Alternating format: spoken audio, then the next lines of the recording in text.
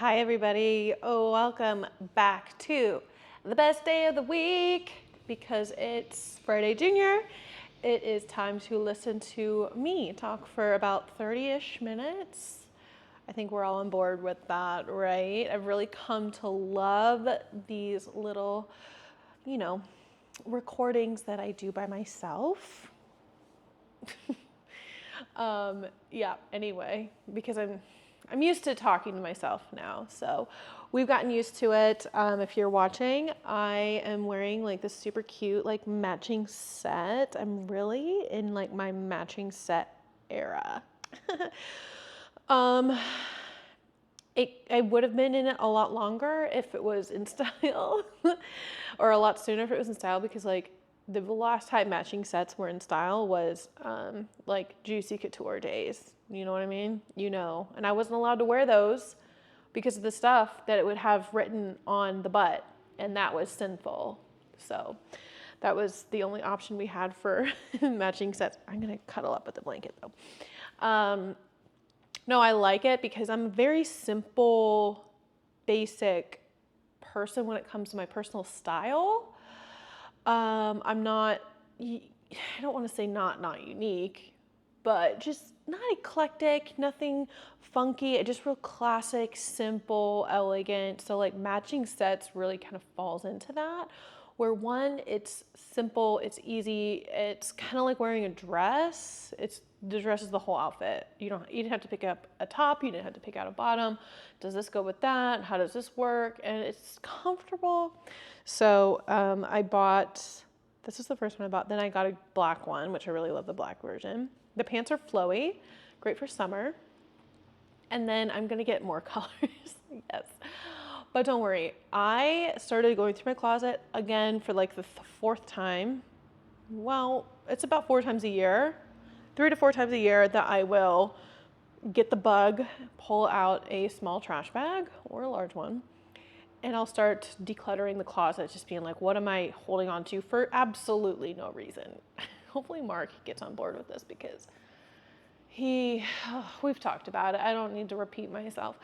But so I started doing that, plus my apartment community is gonna be doing like I thought of it, and I'm gonna be curating an event, even though the apartment life team, the people who coordinate all the fun events that you have at your apartment complex, they have yet to do it. I tell them all my ideas, and had I known that was a job I could have applied for to get more money and money off our rent, I would have done it. I just didn't know until we met the new ones. Anyhow, so we're gonna be doing it's called Sip and Swap, where it's like BYOB, or bring your glass of wine, bring your bag of clothes, or even like home decor in our Sky Lounge, the little community area, and just drink and trade clothes. Like, that's the best. And you get to meet, and those little community events that they have, they're always popping. They're always busy. We haven't been able to go to the last few because we got other stuff going on. The one that's coming up though is like an egg hunt around the apartment complex, which sounds so fun because Easter's coming up, right? And I think that's such a cute idea. I think we're definitely gonna do that. That's on Saturday, this Saturday. Oop, let's look. It's on the 30th. This is not important right now. No, next Saturday, not this Saturday. But I am looking forward to that. And speaking of Easter, I'm finally sending home to my nieces. I feel bad because I'm only sending stuff to one of my brother's kids, not the other two. Well, let's back up for context. My oldest brother and his kids, he has all boys. I just don't know, because they're always kind of changing. Like, we don't want to give them gifts. That sounds extreme, but it's not as extreme, but it was something like that for Christmas. Like, we don't want our kids to grow up materialistic, so we're not really going to do Christmas like that this year. It's like, ugh, bruh. And, and so there's that, and then like what are they allowed to do or not do or eat or not eat? Like it's kind of always changing. It's a little stressful to keep up with. But I could probably, hold on, I got the weirdest itch. Oh, right there. Anyway, I'll probably send them something, but also boys. And if I send them like fun stuff, it would be like treats that they normally would not be able to eat. So if I do that, I should do it. I should be that auntie. Why not? Like, who cares what mom and dad think? You know, I'm gonna send you some cookies, or I'll stay within whatever dietary, some gluten-free, whatever they're doing, because one of them really shouldn't be eating gluten, like for real. I'll stay within that. I'm not gonna be like awful, but also like have some fun. And I remember my aunt, my mom's mom, she lived in Colorado, and every like probably like once a year she would send a huge box full of stuff for me and my brothers. So it'd be like Christmas gifts or just random things that she picked up for us, and it was so much fun to get a huge box of random presents. So I want to do that for my nieces and nephews, but there's 9. There's 9 of them. So boys, I don't know, give me some ideas for boys. Like I could do like toys and stuff. They have a lot of that. They don't do screen time or anything, which I think is great. Okay, I can do this. Something that's mentally stimulating, because that's what I would want for my own children too. All right, we got this. All right, next is my middle brother, who I am started out talking about my nieces. He has 3 girls, and Mark and I were out grocery shopping, and they had the Easter stuff out, and it was so cute. And they had like these little teeny tiny little sunflower seed pots to grow your own sunflower. I went, that's so cute. So I got 4 of them so we could send one to Mark's niece. And I'm like, okay, it's time to do this box of presents that I've been thinking about. So I think we're gonna start that this weekend. But I only have stuff for my middle brother and his girls. I'll rotate, make it fair as possible. And then my twin brother, they live in Orlando. He has 3 kids, but they live in an RV, so they don't have space. And it's not like they live in a trailer park. They like sold their home, packed up all their stuff, and like started a coffee trailer business. It's actually really cute. And so she homeschools and she teaches the kids how to run the business. It's pretty cute. So anyway, they don't have a lot of space. And I don't know what their diet thing or what fad thing that they're doing with the kids and being a parent. So it's like, I'm probably overthinking it. I'm definitely overthinking it. Yeah, I should just go hog wild, because it wasn't until the cruise that we did in January where I really, really got to connect with my twin brother's daughter, Ruby. So cute. She's a Leo, right? So she's really independent and hard-headed and stubborn, but just such a little gummy bear heart. But it's difficult to get to that point. She's a toddler, like, but all that to say is I haven't been able to spend a lot of time with him, because whenever I would go back home to Omaha and visit everybody when they lived there, they were always doing their own thing. If we hung out as a family, like she was playing with the other kids, or they left early, or they couldn't make it, and so there was a lot of, I guess, missed opportunities. So I did have the chance to kind of be with her like one-on-one, because what was that? Oh, don't pay attention to that. Because mom and dad wanted to do an excursion with them too, and I was like, let me watch her and her brother. I got this. And they're all nervous. I'm like, guys, relax. The parents listening right now are like, you idiot. Anyway. So yeah, I'm sending home some Easter baskets. When is Easter? I gotta look that up now too. Hold on. All right, I got some time. I definitely need to send it this weekend for sure. So that'll be my motivation. Speaking of weekends though, my, for as far as an update on my personal goals, my weekends have gotten all right. They're getting a lot better. I will say that. The big thing that's really struggling are my steps. So I just like, I'm just acting like a child again because my walking pad stays at my desk. I imagined when I bought the thing that I would be, shoving it in and out of whatever place it was meant to be, like under the couch or under the bed. But it's kind of heavy and really annoying to move. So like I would move it under my desk and then put it back at the end of the day. And then if I wasn't working, I would just pull it out and walk in front of the TV. Like I was dreaming. That's just not realistic. So, gotta just get over it, roll my eyes, get over it, and just get my steps in. That's the biggest thing that I'm missing on my weekends. And I'm about to do my cut, according to Lindsay, in not next week, but the first week in April. Well, April 1st. Yeah. I'm genuinely so excited because I've said it before, but I just think I'm gonna really respond this time because a lot of BS is out of the way. I've let go of a lot of BS. I'm just done with a lot of BS. So we're in a good place. I'm excited. Stay tuned for that. Not that you care. Wait, you do care because you're listening. Psych. All right, let's go to what do we want to call it now? Katelyn's hot take corner? No. Ask Katelynn. We're still workshopping the little corner name, but it's a corner, and I give my opinions. So let's begin. All right.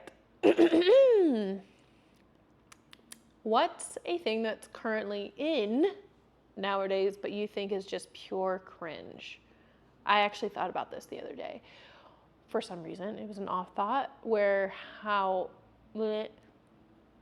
smartphones became more popular and the selfie thing, how awkward and just, ew. It was seeing people do that in public. Now it's pretty normal. And so, but I was trying to think of the today version of that. And it's pretty much the same thing, but it's when people set up their tripod in the middle of the street and do dances. I just curl under when I see that. I love the boldness. I love the courage. I love the confidence. I don't care what other people think. You probably have 1 million followers on the TikTok and get paid for it. And I think that really helps you not give a shit. I probably would be too, but just seeing somebody else do that, it's like, I don't like this for us. I don't like it. Okay, this one I'm still kind of thinking about. What is one hill that you will forever die on? Oh, okay, I have a few. One, never, ever, it should be illegal, should there ever be, under any circumstance, any kind of nut in a dessert. Seriously, it doesn't go.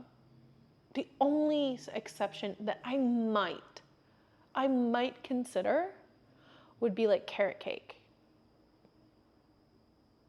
But it can't be in the cake. It has to be on the icing, and so I can scrape most of it off. Or at least just have a little bit in there, because it kind of goes with those spicy, nutmeggy flavors that is in carrot cake. But there should, under no circumstance, ever be nuts in my brownies or my ice cream. Absolutely not. Not pecan pie should not exist. Absolutely not. I'm sorry. Come for me, please. The other one, I've talked about this before, is the dishwasher. It does not matter. It doesn't matter. It doesn't. And I'm sure some people would also choose this as their hill to die on, but in complete disagreement. Like, it doesn't matter. It doesn't matter. Like, it does not matter. It's gonna get clean. But if it doesn't get clean, your dishwasher sucks, right? Yeah, it does. And it's not perfect either. It's never gonna be a perfect dishwasher that gets everything clean, but honestly, it does not matter. Put your energy and that OCDness in something more productive, okay? I'm sorry, I probably hurt some feelings, but I don't care. Next. All right, let's get serious. How did you learn to love yourself? Thanks for asking. It helps growing up with boys who already love themselves and don't have to worry about girl BS. That was a great foundation to start on. But, you know, I was thinking about this, and what I started doing a long time ago, when I realized how much I would nitpick myself and compare myself, or just hyper focus on a flaw or something like that, I started to change the way that I compared myself to other people, just for a perspective. Because you always know that you're gonna be your own worst critic, which is fine in a lot of ways. It can be productive and helpful, you know, just bettering yourself in general, but it also can easily go too far, right? So what I started doing was, let's think, what's a good example? You know, if there was like some physical flaw, like being overweight, or like my belly hanging out, or this one really long hair on my neck that looks like a beard that I forgot to get, you know, and you could just be mortified if you saw yourself in a picture, or if you noticed it in the mirror, you're like, oh my God, I can't believe you know, and I think the bigger ones are more helpful in this example, like your physical body. So what I started doing was, like, when I'd be at the beach and I would look at people with just regular bodies, and I'm a good person, and I know not everybody thinks like me, well, you should, but in the majority of the population will notice your body. But what are they thinking? They're not critiquing or comparing, or douchebags will do that, don't get me wrong, can't want them all. But if you kind of think about how you view the world and think like, oh, I see this mom over here with her kids and she's having fun, she looks beautiful. She's just, you know, she's not trying to like hide everything, or this grandma or this grandpa walking around naked or something. You know what I mean? Like, just seeing everybody's bodies in just regular settings, and me seeing like and thinking and looking at them like they're fine. They're just normal. So then why am I so hard on myself? Because 99% of the population is viewing me the same way. They could probably, definitely find something great about me or beautiful about me. Why can't I just do that to myself? So it was a type of comparison that I flipped the script on, if that makes sense. So yeah, something like that. That helped a lot in my journey. Okay. What was the most emotional scene in a movie or TV show for you? I think I brought this up last week. Gladiator. That's a hill I'll also die on. Oh my God. When he was racing home on the horse, he's like starved to death because he knew they were going after his family, and he gets there and they're burned to the ground. You just see her feet hanging and he's kissing her charred feet, and it's like, oh. And then the ending, of that show too, when he's like dying and they're like carrying him off and everybody's like all quiet and stoic and it's just like so emotional. That one. That gets me every time. And then I think I said this one last week too. The Last Samurai. That very last scene where he's dying, Tom Cruise is holding what's his face, and he can see the cherry blossoms blooming, and he's like, oh. Yeah, that was rough. That one got me a lot too. All right, next. Okay, what is one of the worst ways to die? I 100% believe that the worst way to die is being burned to death.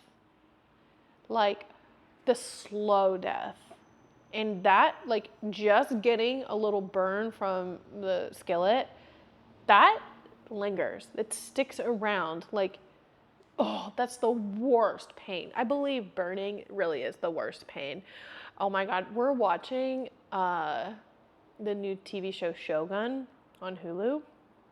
It's really good. It's about samurais and all that. I love that culture. And I think it's like the first or second episode where these pirates kind of dock up on Japan and they capture the whole crew, and of course there's a language barrier, and they grab one of the crew people just as a show of like authority and they boil him to death. And they show like it, the next scene was like, oh, that guy, they're talking, the guy, it took a really long time to die because throughout the past couple of the scenes before that, you just hear the screaming around the village. And they show a couple scenes of him like in this big pot, like boiling, and his skin is like, looks like a candle. Oh my gosh. It's kind of similar to burning. I think it is. It's just with water. Oh, wait, it definitely is. Because I was starting to think about drowning because he wasn't drowning because he could stand up. Oh, could you imagine?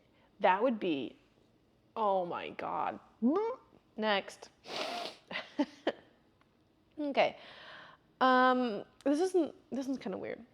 There are now 10 times the amount of cows in the world. What are you going to do? Well, I would hope that certain prices would go down. And then there would be better milk sources, like less chemical-y stuff. I would advocate for that. I'd buy a couple. Would I do that? Would I become a farmer? Would I reinstate my family's heritage? Probably not. But I'd buddy up to one and do that. Weird question. I know, right? Okay. There's a new law in place, for example. You have to immigrate to one of the countries that come immediately before or after your current home country alphabetically. Where are you off to? I would say Uruguay. Is that how you say it? Because the United States, so it would be the United Kingdom or Uruguay. I'm definitely going to South America. I'm not doing the United Kingdom. As much as I want to go there and it would be great, it's already pretty populated. And Uruguay is probably a lot cheaper, more culturally cooler, I guess, and subtropical.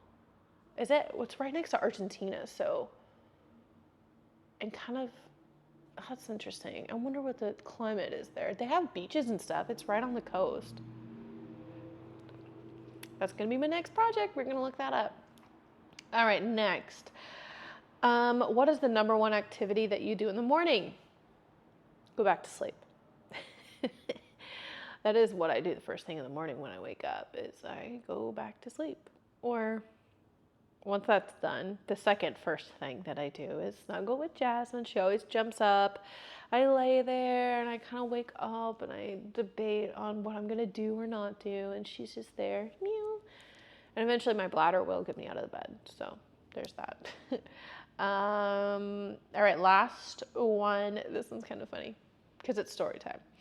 When did someone flirt with you that you totally missed? Okay, story time. I'm in high school, Papillion, Nebraska, 2004. Yeah, that's probably, no, 2005 or 2006. 2005, 2006, because I was a sophomore in high school. I wasn't quite a junior. I was definitely a sophomore, so it was 2006. It had to have been at least 16. And there was a boy who I kind of buddied up to because he was on the football team and knew my family. And I don't know why, but like I think there was 2 routes. This is so cute. Like I looked forward to it every single day. We did have a crush on each other. But there was like 1 or 2 routes in between our classes that we had that were basically the same. So we'd always walk together. It was so cute. And we'd walk and talk. His name was Andy. He was like short and blonde and kind of quirky and fun and like funny. And of course I had like a little crush. I knew he had a little crush on me, but I wasn't allowed to date either. I wasn't allowed to date till I was 18. And so I just never took it or tried to progress anything because I was a good girl, good little Christian girly. And I wish I remembered the exact sentence, but prom was rolling around and you couldn't go as a sophomore unless a junior or senior asked you. So it was near that time in the spring, and he brought it up, but I can't remember the exact sentence. But he was hinting. It wasn't direct. I remember that. But he was majorly hinting that he wanted to go with me. And that is like every girl's dream, right? That's what every girl wants. The boy asked me to the dance and I get all dressed up and it's so cute. And poor Andy, I'm sorry. So he was highly hinting that he wanted to go to the prom with me. And I just remember my response. He had said it in a way that made me laugh. And I just like laughed. I was like, oh my God, so cute. You're funny, blah, blah, blah. And I just like run my class because we were like at the end of our little route. And I'm like, oh, there's a hair. Putting my stuff on my desk. And I'm just kind of in a little glow mode, right? I'm just like, oh, boys. Ah.